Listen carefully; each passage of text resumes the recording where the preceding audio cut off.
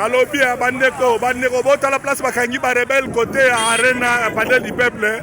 Place au bakangi ba rebelle toza la EVM mboka congolais toza la EVM maticho boka tango tala mabulu na mabulu place bakangi bango yango wana babimisi ba Rwanda na kati wana ba Rwanda tala peuple tomboki peuple oya kangi bango e wana donc mboka eza mabe toza la vigilance na ebisi bino tala place bakangi ba rebelle bomoni yango bozala éveillé mboka eza mabe bandeko bozala éveillé omoni place bakangi ba rebelle bakei na bango bazaki na ba arme na bateni ya sika kangi bango awa ah vraiment donc awa ndeto kibango merci beaucoup peuple congolais tozala éveillé kenge kaka boye bokangi bango na lidusu wapi awa oyo tolokota tina kati kuna bazali belé na sea merci beaucoup balobi ba mususu pe batikali wana voilà merci ba congolais bakina tozala mobiliser ba mususu bakeka oluka bango kuna donc lelo il faut tozala bango lisu likolo lisu lisu likolo lisu biso ko Congo voilà en tout cas bozo ka mobilisation ba congolais baza likolo batelemi vraiment batelemi mboka eza mabel photo telema peuple congolais toza na mboka mususu te vandeko voilà toza na mboka mususu te bandeko botala place bakangi bango tozala éveillé lisu likolo lisu place ozali tala muninga bien botala baninga bien bakongolais bango batelemi awa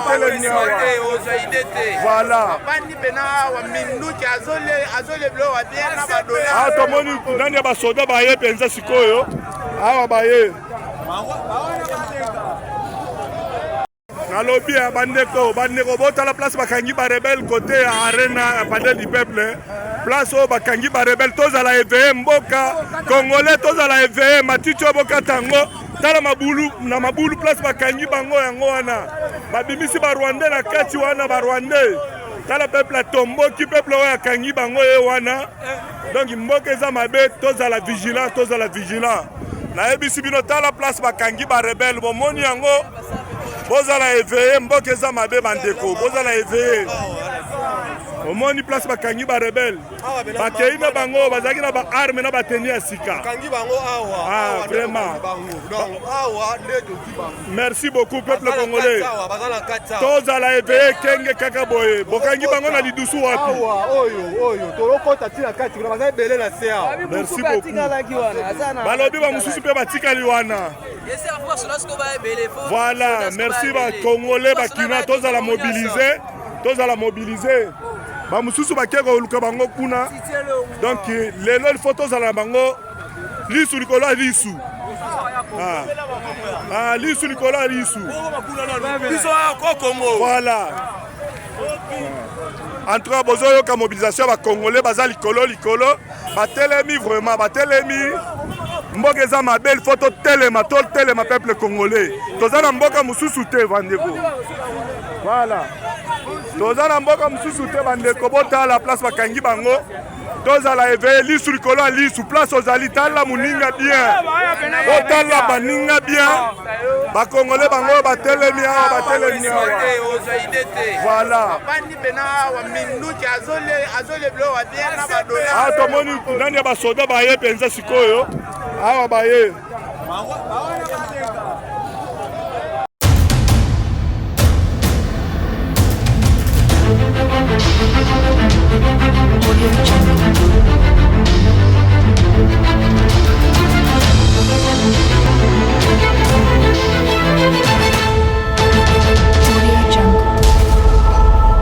Merci à vous tous qui nous suivez et bienvenue à cette analyse que nous allons vous proposer aujourd'hui avec monsieur Gaston qui est à partir de la France, Naye Tokobeta Masolo et la République démocratique du Congo, l'agression dont le pays est victime. Monsieur Gaston, nous allons vous rappeler que il est un Rwandais, mais azalaka jamais d'accord na makambo oyo ezoleka na République démocratique du Congo, komona ndenge nini Rwanda ezali koagresse mboka na biso. Il est contre la gestion de Paul Kagame, il est contre la façon dont les choses sont en train de se passer. Nous allons parler avec lui de toutes ces réalités-là et nous allons discuter de la gestion de la guerre, de ce que Nanga est en train de faire de la partie est de la République démocratique du Congo, et aussi il sera question d'analyser les pistes de solutions pour que la République démocratique du Congo puisse retrouver toute sa paix, sa quiétude, comme tout Congolais le souhaite bien.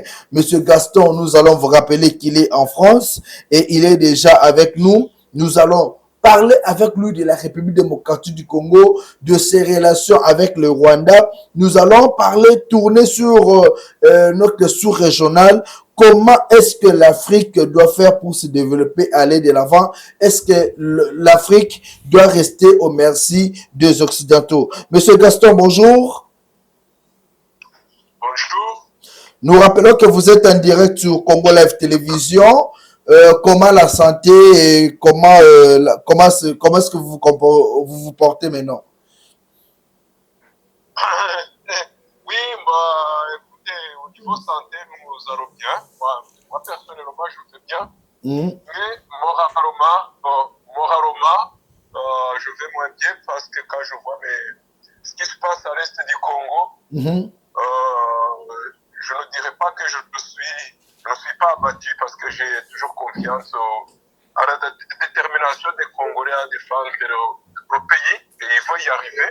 Mais bon, là, j'aurais aimé qu'il y ait moins de mes frères congolais tués, qu'il n'y ait pas vraiment de Congolais tués parce que ça, voilà, ça me fait mal. Sinon, au niveau santé, je me portais très bien.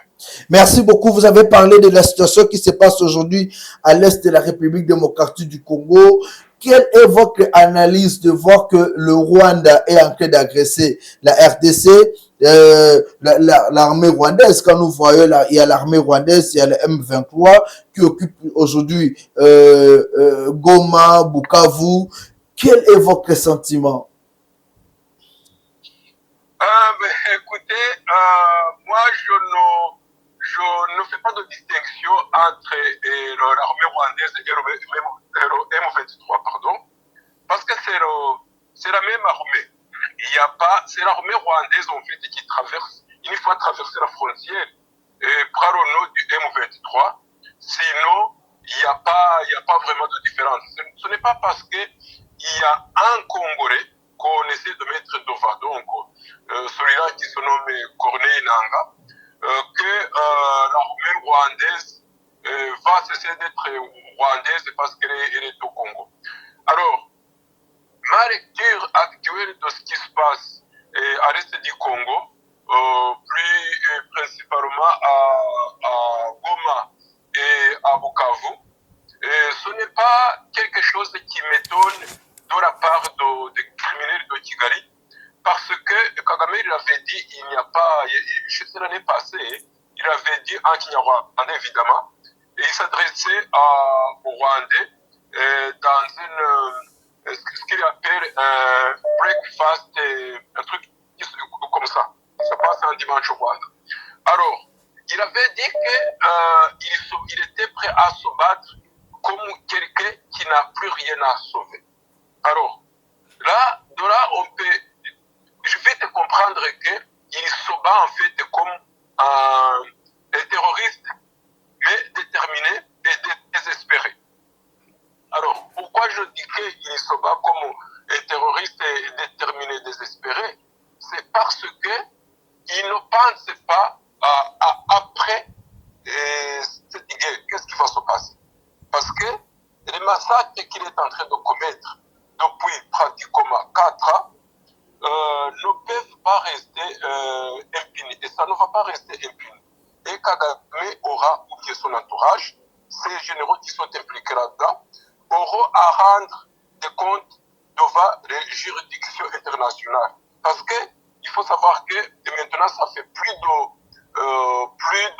12 millions de Congolais tués par Kagame, juste pour contrôler le reste du Congo, piller la richesse du Congo. Mais là, ça cache deux choses dans cette guerre qui se passe à l'est du Congo. La première chose, c'est que le bénéficiaire de cette guerre, ou bien celui qui veut en bénéficier, c'est Kagame et sa clique.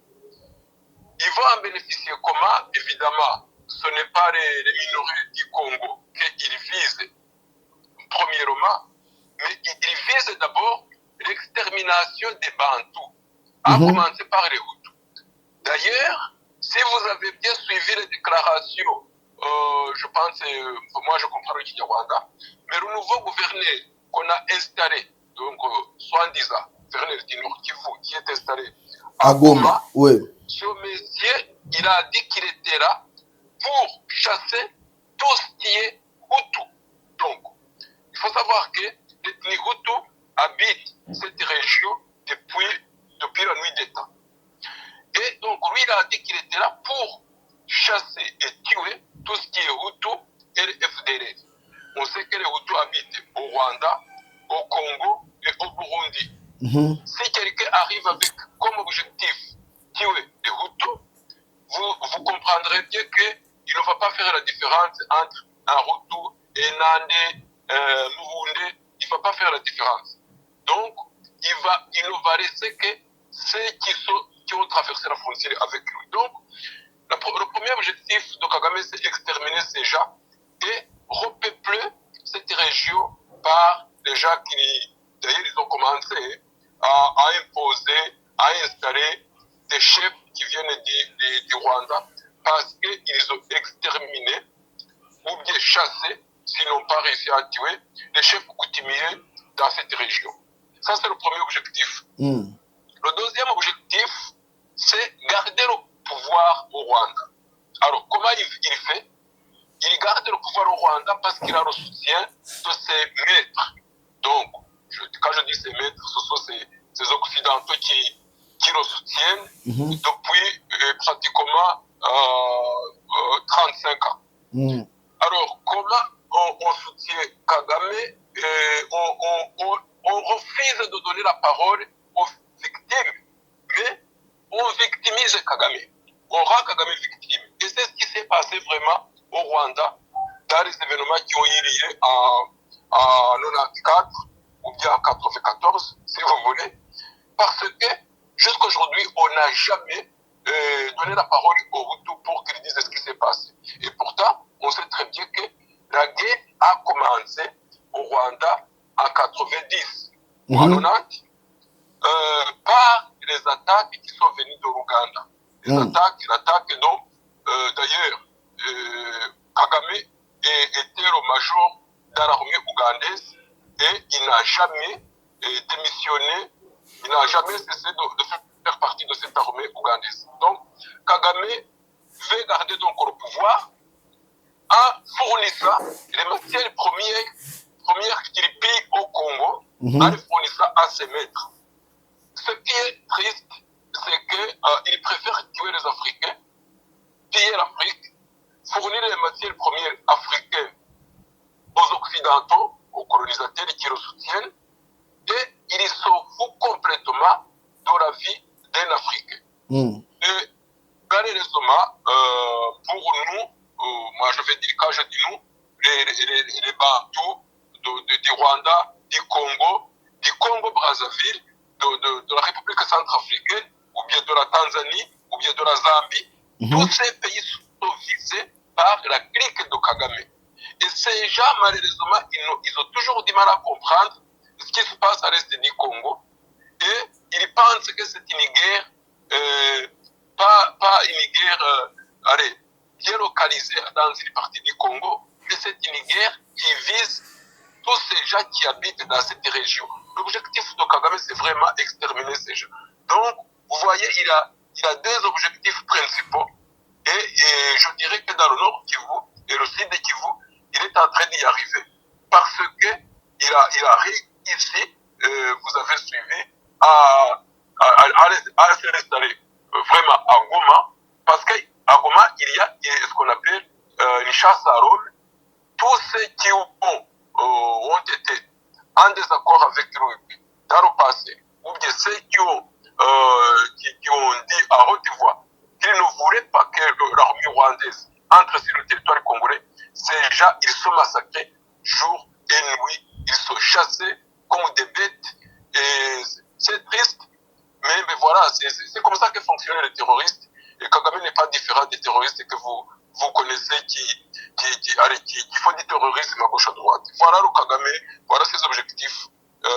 Pour résumer ce qui se passe à l'est du Congo, et la lecture que j'ai, je peux en résumer en vous disant que Kagame est en train de vraiment mettre en pratique ses objectifs, exterminer les Congolais comme il l'a fait. Soit il extermine, soit il les soumet, et c'est triste. Voilà, mais bon, c'est Kagame. Est-ce qu'on peut dire que Kagame est en train de manipuler aussi notre sous-région, puisqu'aujourd'hui, c'est comme si presque l'Union africaine est prise en otage par Paul Kagame. Est-ce qu'on peut dire qu'il joue à la manipulation? Non, en fait, il faut voir qui a un rôle.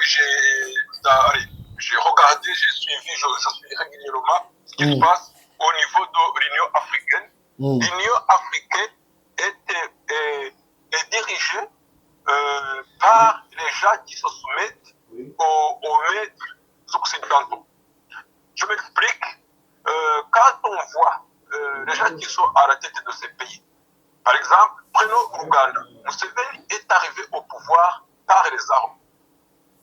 Il a été le premier à exposer les os des personnes qu'il avait tuées, et il a menti en disant que c'était le régime qu'il a remplacé qui les avait tués. C'était faux, c'était Museveni au pouvoir par les armes. Prenons à côté Denis Sassou Nguesso. Il est arrivé au pouvoir par les armes. Prenons Kagame. Il est arrivé au pouvoir par les armes. Donc, il n'a pas cessé de les utiliser pour massacrer la population. Et il y en a aussi qui sont arrivés au pouvoir par des élections, mais ce sont des présidents qui ont été élus par défaut parce que les hommes raisonnables ont été décriés par les maîtres occidentaux, et ces gens n'ont pas été élus alors qu'ils pouvaient être élus, développer la paix. On peut dire par exemple le président Kenya, William Ruto. Son président William Ruto, j'ai vu des reportages, ça se trouve toujours sur YouTube, et les gens peuvent vérifier eux-mêmes. Il a malmené son prédécesseur jusqu'à ce que le prédécesseur a voulu vraiment quitter le Kenya, Uhuru Kenyatta. Et le monsieur disait qu'il ne comprenait pas, Uhuru Kenyatta ne comprenait pas pourquoi monsieur Ruto s'acharnait sur lui. Vous avez vu comment les Kenyans ont été massacrés l'année passée quand ils manifestaient contre la loi que, évidemment, William Ruto imposait. Ces gens ne sont pas des hommes de cœur, ce sont des gens qui sont au service de l'impérialisme. Alors, si on monte un peu plus haut, ce n'est pas le Soudan. Le Soudan du Sud qui va défendre le contraire de ce que Kagame veut. Pourquoi? Parce que le Soudan du Sud c'est un pays qui a été régi il n'y a pas longtemps par les Occidentaux. Donc, l'Union africaine ne peut pas faire le contraire de ce que le colonisateur veut. Et ces gens, ils sont à la botte justement du colonisateur pour rester au pouvoir. C'est pour ça qu'il verra pourquoi le président Félix Tshisekedi a des problèmes maintenant. C'est parce que lui, il propose un business gagnant-gagnant avec les Occidentaux. Or, le colonisateur ne veut pas ça. Il ne veut pas en entendre parler. Il veut tout et ne rien laisser aux Africains.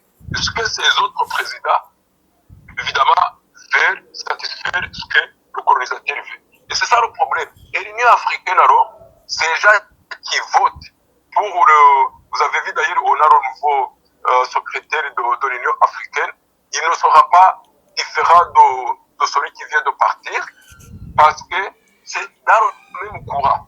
J'ai suivi son discours sur RFI, c'est la même chose, il n'y a rien qui va changer. Ce sont ces présidents qui veulent que les Africains aient la paix, qui ont des problèmes. Et malheureusement, Tshisekedi, il a le même problème parce qu'il ne veut pas voir son pays pillé gratuitement et laisser les Congolais à l'abandon.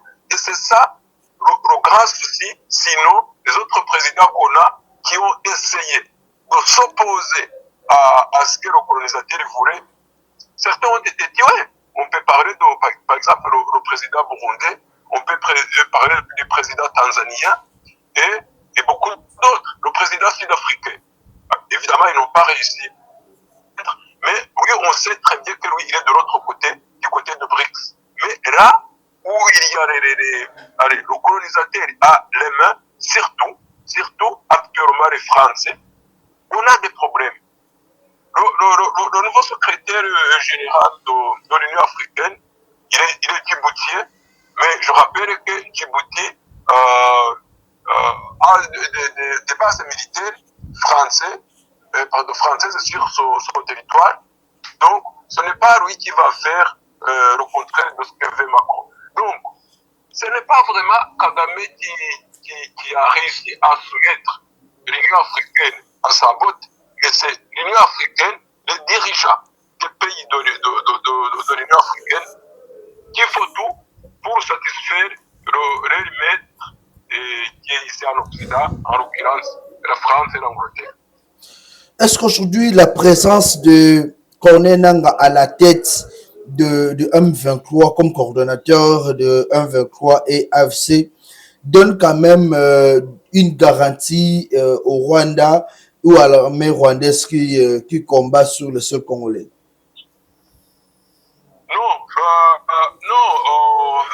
malheureusement, Corneille Nangaa, c'est une personnalité qui va être utilisée comme il y en a beaucoup d'autres. Vous savez, au Congo, ils n'ont pas réussi à avoir beaucoup de gens qui ont adhéré à l'idée de Kagame comme Corneille Nangaa. D'ailleurs, c'est pour ça, je pense, que c'est quelqu'un qu'on a pris par défaut. Mais ils sont prêts à l'éliminer aussi, au moindre contradiction, ou bien s'ils montrent de l'empathie envers le peuple congolais, ils sont prêts à le liquider. Kagame n'est pas prêt à avoir un deuxième ou bien un troisième Laurent Désiré Kabila. Donc Corneille Nangaa, là où il est entre le marteau et l'enclume, parce que les gens de Kigali, peut-être regardez, quand ils se déplacent, vous verrez qu'il y aura toujours un garde du corps du FPR avec une arme bien chargée, prêt à lui tirer dans la tête. Donc, là où il n'est pas à liberté. Peut-être qu'il ne connaissait pas là où il mettait les pieds, mais je suis sûr et certain que maintenant, il le regrette. Donc, Corneille Nangaa, c'est un homme qu'il faut utiliser. Il faut pas regarder seulement se dire, oui, les Congolais acceptent facilement ce que Kagame leur demande. On a connu au Rwanda des Corneille Nangaa plein. Il y en a eu beaucoup. Je peux vous dire des Hutus rwandais qui ont joué le même rôle que Corneille Nangaa et ils ont fini par être assassinés. Il y en a eu qu'on a assassiné à Nairobi, il y a d'autres qui ont été liquidés au Rwanda, d'autres qui ont été liquidés même ici en Occident, soit emprisonnés, soit égorgés. Il y en a qu'on a liquidés dans des hôtels un peu partout en Afrique parce qu'ils ont joué le même rôle que Corneille Nangaa. Et après, ils ont voulu prendre le large, donc prendre la distance avec le pouvoir de Kigali. Et ce qui s'est passé, c'est qu'ils ont perdu leur vie. Donc, Corneille Nangaa, il va suivre, ça sera la même fin, sauf si il continue à se soumettre jusqu'à sa mort. Mais je sais que personne ne peut satisfaire les demandes de Kagame.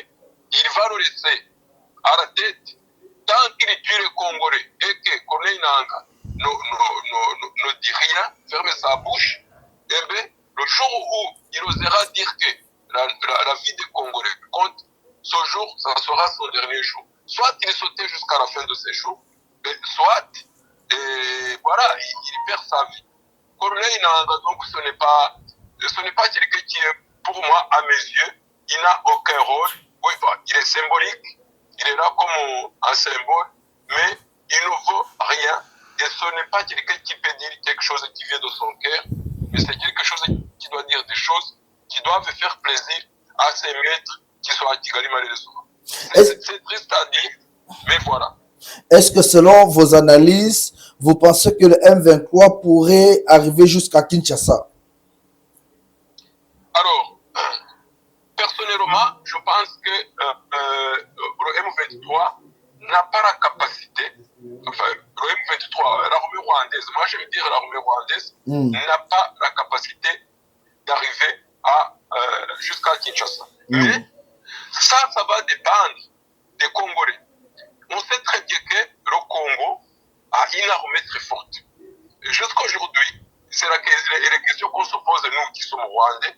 On ne comprend pas comment on n'a pas encore vu au moins un missile qui tombe sur Goma pendant que Corneille Nangaa parle. Ce ne sont pas des renseignements qui manquent, mais je ne sais pas si c'est un manque de volonté politique ou bien est-ce qu'on essaie encore de négocier. Je sais qu'il y a une pression énorme sur Tshisekedi pour qu'il ne tire pas sur Kigali. C'est vraiment énorme. Dans les chancelleries occidentales, on fait tout pour contenir la colère de Tshisekedi. Jusqu'à maintenant, ça tient. Mais ça tient. Mais les Congolais perdent les vies.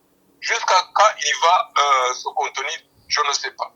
Alors, pour répondre à la question, l'armée de Kagame peut arriver à Kinshasa parce que il y aura le soutien de ses maîtres occidentaux. Je l'ai dit à plusieurs reprises sur le Congo Live TV. Le Congo ne se bat pas qu'avec le petit pays Rwanda. Le Congo se bat quasiment par tous ces pays limitrophes d'abord, et puis contre les grandes puissances occidentales. Il ne faut pas négliger l'implication de Macron dans cette guerre. Vous vous souvenez, il y a quelques années, quand Macron était à Kinshasa, la question lui a été posée de savoir s'il condamnait les massacres des Congolais par l'armée de Kagame. Mais non pas condamner déjà les massacres, ça veut dire qu'il prend parti. Ça veut dire que, personnellement, je considère Macron comme co-responsable du malheur des Congolais et surtout du génocide dont les Congolais sont victimes. Donc, il n'a pas condamné. Alors, je parlais tout à l'heure des pays limitrophes du Congo. Et ça, c'est inquiétant. Il faut savoir que Kagame a son armée en République centrafricaine. Il a ses hommes au Congo-Brazzaville. Et de Congo-Brazzaville à Kinshasa, ce n'est pas loin, ça vous le savez. Donc, il a ce qu'on appelle le Red Tabara. Ce sont les terroristes, d'ailleurs, au même titre que M23, qui combattent le pouvoir de Bujumbura. Ces gens, ils sont dans le sud qui vont un peu plus loin. Donc, quand le Congo est frontalier avec le sud du Soudan, Congo est frontalier avec l'Ouganda. Alors, il faut savoir qu'une chose, il n'y a pas que l'armée rwandaise qui est entrée à Goma, il y a bientôt un mois, il y a un peu plus de 2 semaines, il y avait dans cette armée, il y avait les Sud-Soudanais, il y avait les forces spéciales du Kenya, il y avait l'armée ougandaise et il y avait l'armée du Rwanda. Ce sont toutes ces armées qui se sont mises ensemble pour arriver à Goma. Ils ne font pas négliger les Twitter ou les messages sur X qu'émet le fils de Museveni. C'est révélateur ces messages. Vous avez vu qu'il y a 2 jours, il avait menacé d'entrer à Ituri si les forces armées congolaises qui étaient là ne déposaient pas les armes.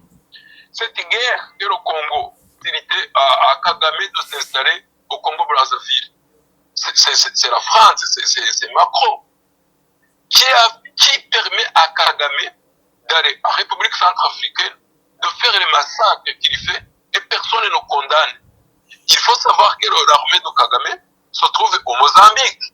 Donc, ce n'est pas pour rien que donc, ces pays occidentaux ferment les yeux alors qu'il y a des massacres.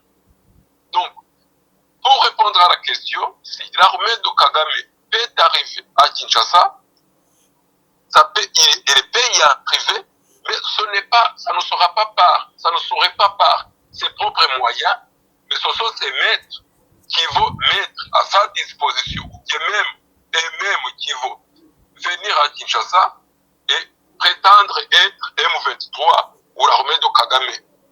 Donc, il ne faut pas négliger les moyens qui sont mis à la disposition de Kagame pour agresser le Congo. Et je peux terminer par une chose sur ce point. Et il y a 4 jours,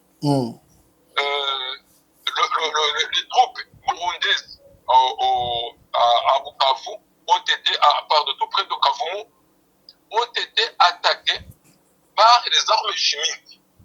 Alors, au Rwanda, il n'y a pas d'usine de fabrication d'armes chimiques. Mais qui a donné à Kagame ces armes chimiques? Il ne faut pas oublier que c'est le pays, la Pologne.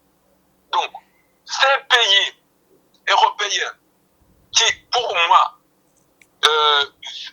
pratiquent ce que j'appelle une colonisation sauvage, n'ont pas de pitié envers les Africains. Et quand il s'agit de tuer les Africains pour piller les richesses, ils ne ferment pas les yeux, ils n'ont pas pitié.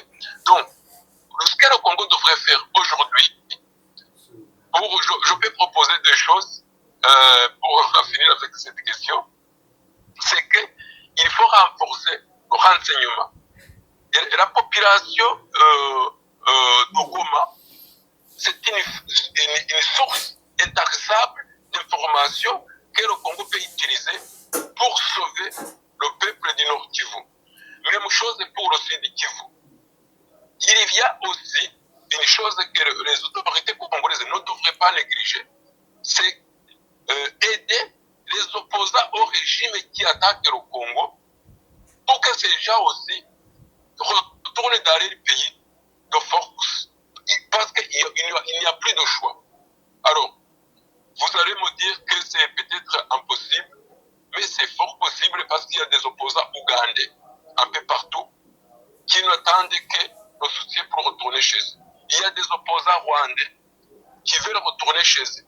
Tant que ces gens, ce régime de Kigali, de Kampala, seront à leur place, le Congo n'aura pas la paix.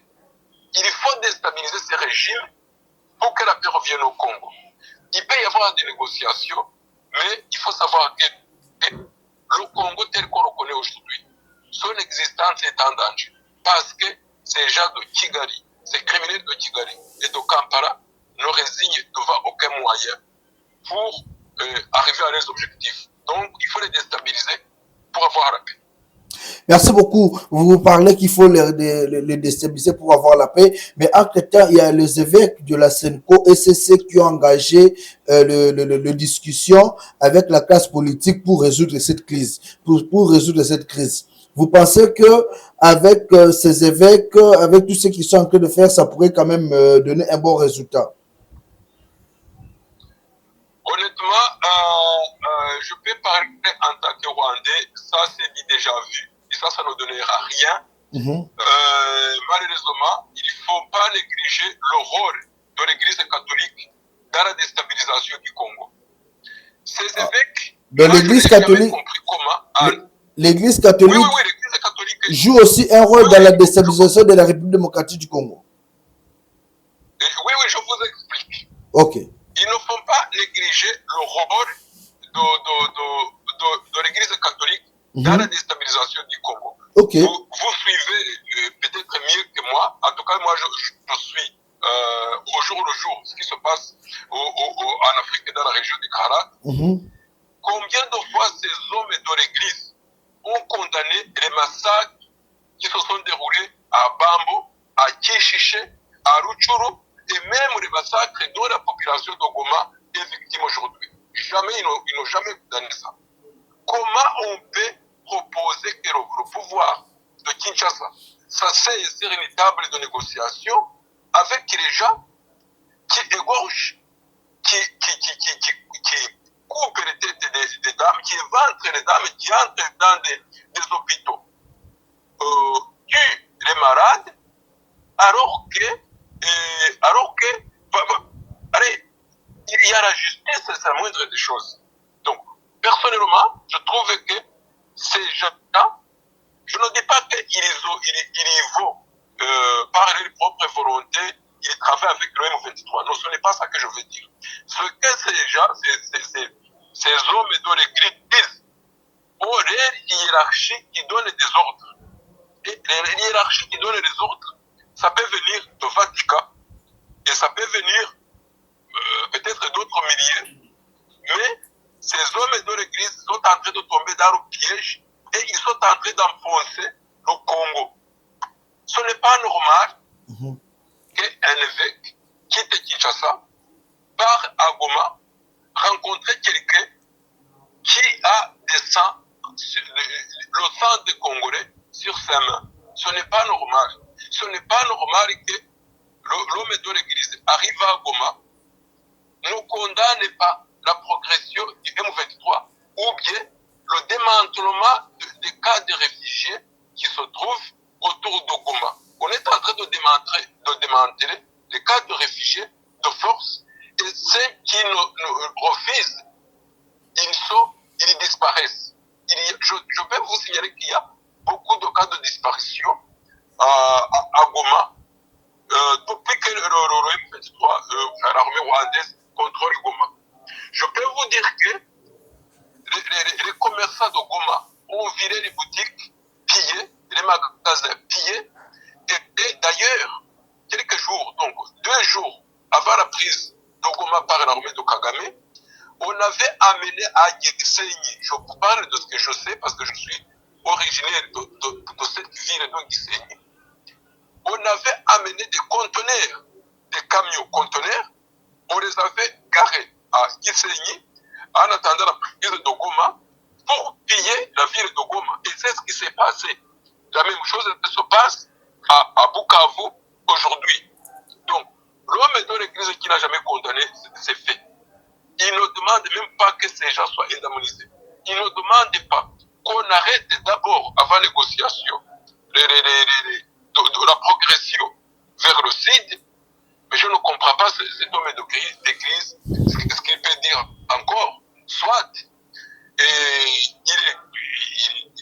est content de ce qui se passe, de ce que le M23 fait, et bien, soit, alors, il a aussi un agenda caché. Alors aujourd'hui, selon vous, quelle serait la meilleure solution pour résoudre la crise politique en République démocratique du Congo? Et en même temps, si je voulais vous poser cette question, vous avez dit que vous êtes rwandais, Paul Kagame a eu à critiquer les élections de Félix Tshisekedi de 2018 et 2023. Est-ce Paul Kagame est un modèle pour la démocratie en Afrique? Bon. Alors, pour résoudre ce problème à l'est du Congo, vous savez, quand on est faible dans un pays de charognards, dans la jungle, on se fait marcher dessus.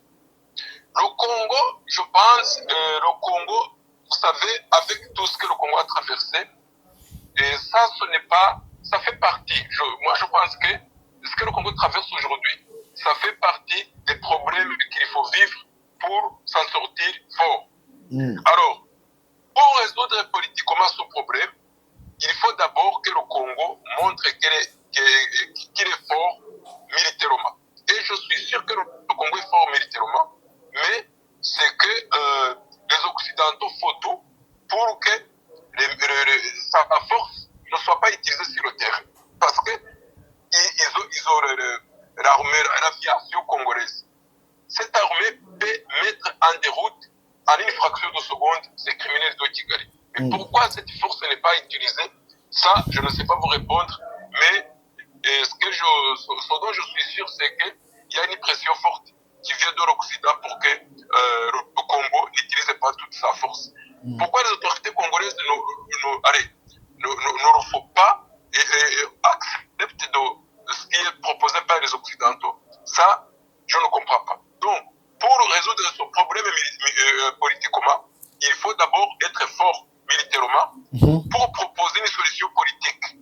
Parce que si on n'est pas fort militairement, c'est l'autre qui va imposer sa solution politique. Or, la solution politique est là, sur la table, depuis des années. Tshisekedi avait bien proposé que les Congolais qui sont enrôlés dans le M23, comme ils ont une revendication politique, ils devaient accepter d'être cantonnés. Une fois cantonnés, on allait vraiment voir qui était Congolais et puis qu'ils disent qu'est-ce qu'il veut dans son pays. Qu'est-ce qu'il veut que les autorités fassent dans son pays. Et ça, c'est sur la table. Mais comme je l'ai dit tout à l'heure, ces gens qui composent le M23, 99% ce sont des Rwandais. Eh bien, au moment où on allait avoir une solution, eh bien, ils ont vu qu'on allait découvrir qu'ils étaient Rwandais. Ils ont refusé d'être cantonnés. Ils sont repartis. Ils sont repartis au Rwanda, récupérer les armes et puis réattaquer le Congo. D'ailleurs, vous pouvez le voir vous-même. Et qui fait maintenant business à Goma, ce sont des Rwandais. Tout ce qui est pillé au Congo est envoyé au Rwanda. Les mines de Rubaya, les Massissi, tout ce qui est pillé là-bas, c'est amené au Rwanda. Tout ce qu'on a pillé à Goma, c'est ramené au Rwanda. Parce que ce sont des Rwandais, ce ne sont pas des Congolais. Un Congolais qui récupère sa parcelle, normalement, qui rentre dans son pays, il devait rester au Congo, à Goma de préférence, faire ses business là-bas. Or, il faut tout pour amener tout au Rwanda. Parce qu'ils sont Rwandais, ce sont des Rwandais. Je n'ai jamais vu un Congolais qui ne parle que le Kinyarwanda. Et en plus, même pas le patois, parce que dans le Kinyarwanda, il y a l'accent. Il ne parle même pas l'accent de Gisenyi, mais c'est l'accent vraiment du centre et même du sud de l'est du Rwanda. Donc, l'ennemi qui avait bien précisé que c'était l'armée rwandaise qui était au Congo, et Kagame ne le dit pas, même s'il a dit qu'il ne savait pas que son armée était au Congo. Mais il faut voir les morts, ces enfants qui se font tuer sur le champ de bataille au Congo. C'est quand on arrive à récupérer les corps, ils sont enterrés au Rwanda. Et il faut voir le cimetière de Kigali, de Kanombe. Sa superficie a triplé. Dans les deux dernières années, la superficie a triplé. On a dit même couper le bois qui était autour pour enterrer les morts. Donc, pour vous dire que ce sont des Rwandais qui sont là. Donc, la solution politique est là pour répondre à cette première question. Mais les vrais Congolais ont déjà profité de cette politique. Ce sont des Rwandais qui ne veulent pas profiter de cette solution politique. Donc, comme ils ne veulent pas profiter de cette solution politique, il faudrait que les autorités congolaises imposent cette fois-ci la solution en chassant l'ennemi hors du Congo. Ça, c'est la première question que vous m'aviez posée. Alors, la deuxième, vous me parlez des critiques de Kagame. Oui. Vous l'avez bien dit, Kagame est mal placé pour parler des élections. Pourquoi? Parce que je peux vous dire que Kagame, au Rwanda, il y a 3 ethnies. Il y a les Hutus, il y a les Twa et les Tutsi. Alors, les Hutus représentent 85% de la population. Les Hutus, les Tutsis, à peu près 14% de la population. Et il y a les Twa qui représentent 1% de la population. Kagame, à chaque fois qu'il y a des élections, nous savons très bien comment ça se passe. Ils apportent les urnes d'abord dans les bureaux de vote et avec les urnes, les gens de son parti politique passent des nuits et des nuits en mettant des votes, donc en votant pour Kagame. Et ce sont les mêmes, donc les urnes qui sera mené officiellement, soit disant que la population a voté. Les hommes de Kagame votent pour la population. Ce n'est pas la population qui vote. Donc c'est lui-même Kagame qui joue, qui vote. Non, en fait, il y a une organisation.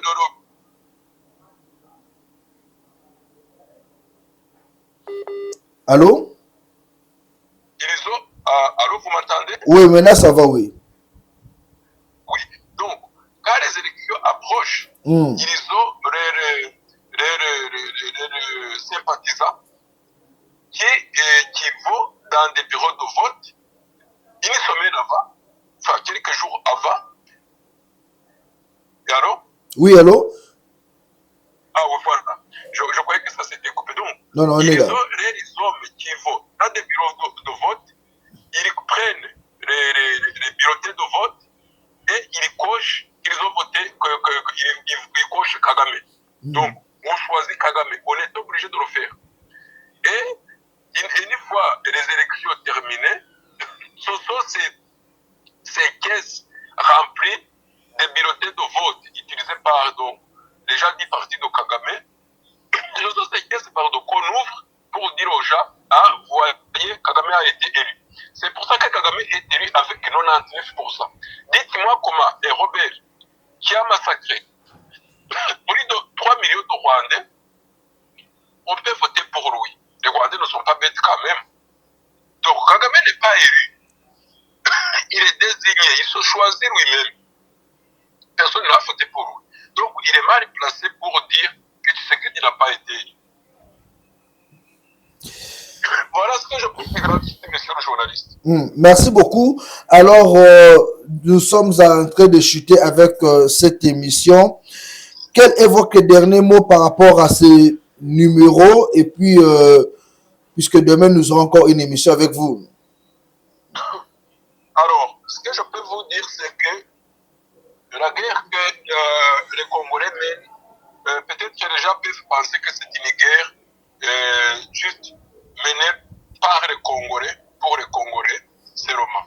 C'est une guerre que le Congo mène parce qu'il est attaqué, mais il est attaqué par les grandes puissances. Ce ne sont pas des petits pays qui attaquent le Congo. Ce sont des grandes puissances qui attaquent le Congo d'abord pour piller sa richesse et s'il le faut, le DPC a saucissé, donc le couper à quelques morceaux pour pouvoir le piller. Donc, moi, ce que je peux dire aux Congolais, c'est garder une tête froide, garder l'unité du Congo, parce que c'est en unissant les forces, en se mettant ensemble, qu'ils vont gagner cette guerre. La deuxième chose, c'est qu'il faut soutenir le président de la République. Le combat qu'il mène, ce n'est pas un combat facile. Il mène un combat politique, diplomatique et un combat militaire. Donc, ce n'est pas quelque chose qui est facile. Moi, des fois, d'ailleurs, souvent, je suis déçu de voir qu'il y a certains Congolais, au moment où il y a des massacres à Goma, les gens osent dire que Tshisekedi ne fait pas ce qu'il fait. Je ne pense pas qu'il quitterait le Kinshasa pour Munich ou bien pour aller un peu partout à Bruxelles pour s'amuser. Je pense qu'il a mieux à faire que ça. Donc, s'il se déplace comme ça, c'est pour essayer de réunir toutes les forces ou bien d'avoir plus de partenaires pour gagner cette guerre. Et je pense peut-être la troisième chose que je dirais là-dessus, c'est que le Congo maintenant devrait changer, devrait voir comment avoir des partenaires utiles, pas des partenaires profiteurs. Ce que je veux dire par là, c'est qu'il y a certains pays africains qui ont réussi à chasser le terrorisme dans leur pays. Et maintenant, la population vit paisiblement mieux qu'avant. Donc, je pense que le Congo devrait aussi, les autorités congolaises devraient commencer à voir si ce n'est pas le moment de changer de partenaire pour gagner cette guerre. Et je pense que le Congo n'aura pas beaucoup de mal à avoir des partenaires parce que le Congo a beaucoup à offrir et les pays qui peuvent aider le Congo à s'en sortir n'attendent que ça.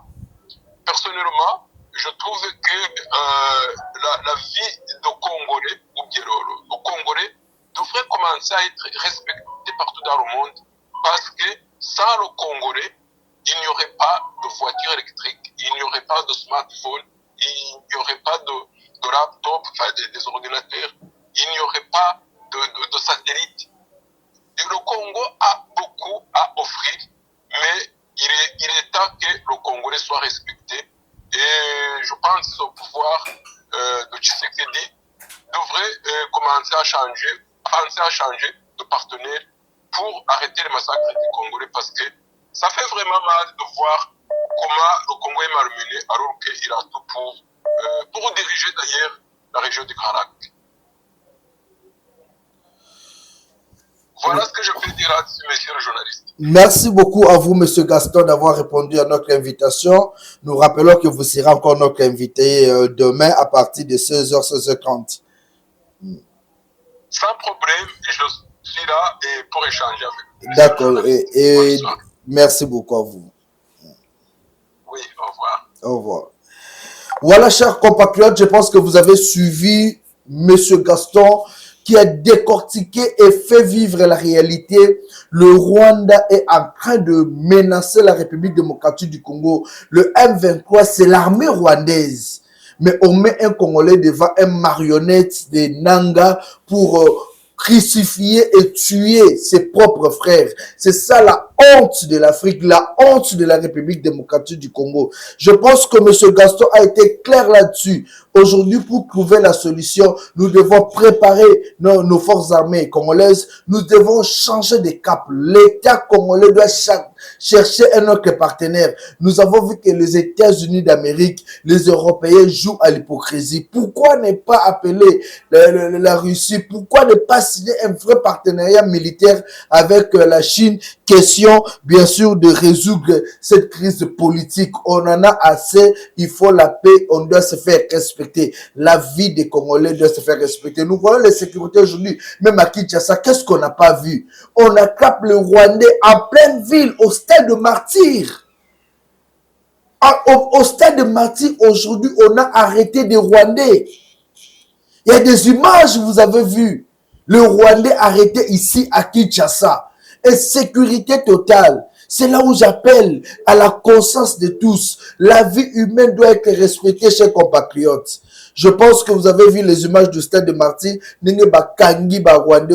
La population a décrié. Et après cette émission avec M. Gaston, nous appelons à la conscience de tous. Peuple congolais, la Mouka, pour Nabendele, respect Yambo Kanayo. Merci à vous tous qui nous avez suivis. 081 244 83 09. 081 244 83 09, c'est notre numéro. Luttons tous pour la sécurité de notre pays. Luttons tous pour la paix et l'unité de ce grand pays. Check.